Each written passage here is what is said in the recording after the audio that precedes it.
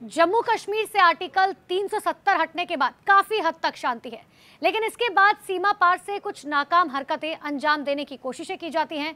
लेकिन ऐसे में जम्मू कश्मीर के पुलिस महानिदेशक यानी कि डीजीपी और आर स्वैन ने रविवार को इस बात के लिए कहा कि राज्य में आतंकवादियों की मदद करने वालों पर शत्रु एजेंट अधिनियम 2005 यानी कि एनिमी एजेंट ऑर्डिनेंस 2005 के तहत मुकदमा चलाया जाना चाहिए।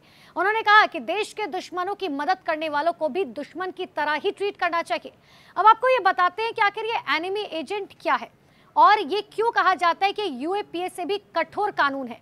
आप इस एक्सप्लेनर के जरिए समझिए। देखिए क्या है आखिर enemy agent ordinance. Jammu Kashmir का एनिमी एजेंट ऑर्डिनेंस या शत्रु एजेंट अध्यादेश सबसे पहले साल 1917 में राज्य के तत्कालीन डोगरा महाराजा द्वारा लाया गया था। इसे अध्यादेश के रूप में इसीलिए जाना जाता है क्योंकि डोगरा शासन के दौरान बनाए गए कानूनों को अध्यादेश कहा जाता है। साल 1947 में जब देश आजाद हुआ और देसी रियासतों का भारत में विलय हुआ तो इस अध्यादेश को भी भारतीय कानून में शामिल किया गया।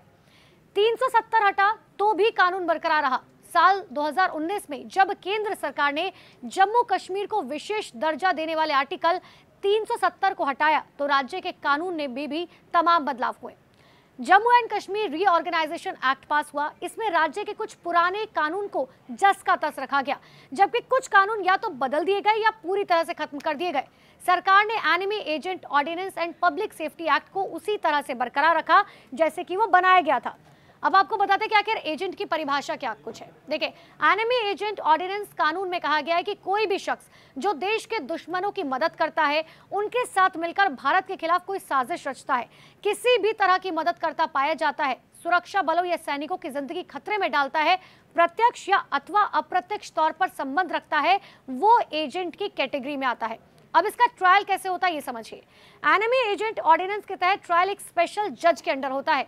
उस जज की नियुक्ति सरकार हाईकोर्ट की सलाह से करती है। लेकिन सबसे इंपॉर्टेंट बात यह है कि इस कानून के तहत ट्रायल के दौरान आरोपी खुद को डिफेंड करने के लिए वकील की मदद नहीं ले सकता, जबकि आमतौर पर आप कोई भी केस देखेंगे तो उसमें वकील जो है दिया जाता है। जो भी आरोपी होता है, दोषी होता है, उसको बकायदा वकील दिया जाता है, लेकिन इसमें वकील की मदद नहीं ले सकता जब तक कि उसे कोर्ट ने परमिशन ना दी हो। अगर कोर्ट परमिशन देता है तभी वकील दिया जा सकता है। अब आप ये समझिए कि आखिर ये कानून जो है वो यूएपीए से भी कठोर क्यों है।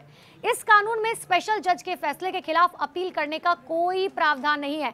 यानी कि अगर जज ने जो फैसला दे दिया, आमतौर पर आप देखेंगे कोई भी अगर हाईकोर्ट की तरफ से फैसला दिया जाता है तो उसे सुप्रीम कोर्ट में चुनौती दी जाती है, लेकिन यहाँ पर ऐसा नहीं है। स्पेशल जज के फैसले के खिलाफ अपील करने का कोई प्रावधान नहीं है। कानून के मुताबिक स्पेशल जज के फैसले की समीक्षा सिर्फ सरकार द्वारा हाईकोर्ट से चुना गया जज ही कर सकता है। यानी कि उसका फैसला जो भी होगा वही आखिरी माना जाएगा। वो किसी भी अपर कोर्ट में जो है इस फैसले को चुनौती नहीं दे सकता। और अगर दोषी पाया जाता है शख्स तो उस पर सजा क्या होती है।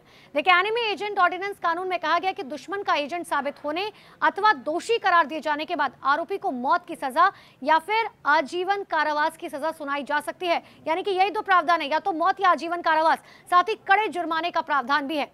इस कानून के तहत पहले तमाम आरोपियों पर मुकदमा चल चुका है। उदाहरण के तौर पर, एग्जाम्पल के तौर पर बात करें तो जम्मू कश्मीर लिबरेशन फ्रंट के फाउंडर मकबूल भट्ट, जिसे 11 फरवरी 1984 को तिहाड़ जेल में फांसी दे दी गई थी।